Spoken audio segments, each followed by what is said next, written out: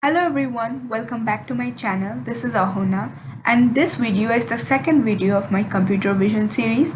In my first video, I focused on hand detection and hand tracking and volume control through hand gestures. But this video will focus on face detection and face tracking. You will get to know more, so let's start. Now I'm going to share my screen and then I will go through the code slowly and then run it. So let's start. So this is the face detection code.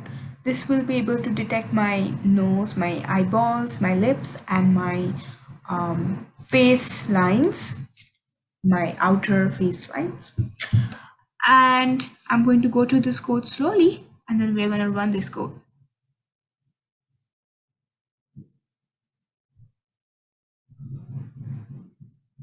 Now I'm going to run this code.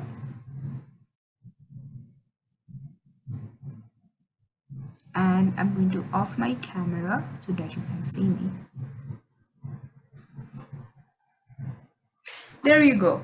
So it's detecting my eyeballs. It's also giving me lifetime confidence. So it's basically you can see that the confidence level, it does not go less than 90%.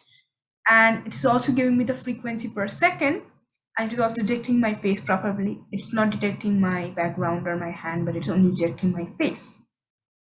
So that is the basic coding I've done. And now I will go through the face mesh coding, which we will see soon what it is. And I'm going to go to the code slowly as well.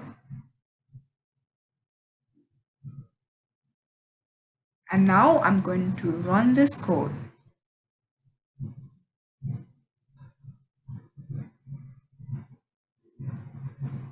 So there are 468 landmarks in my face, and it is detecting my full face.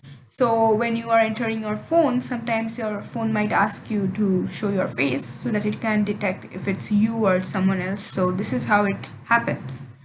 So I used the libraries CV2, MediaPipe, and Time, and I used small components like artificial intelligence and TensorFlow indirectly. And thank you for watching this video.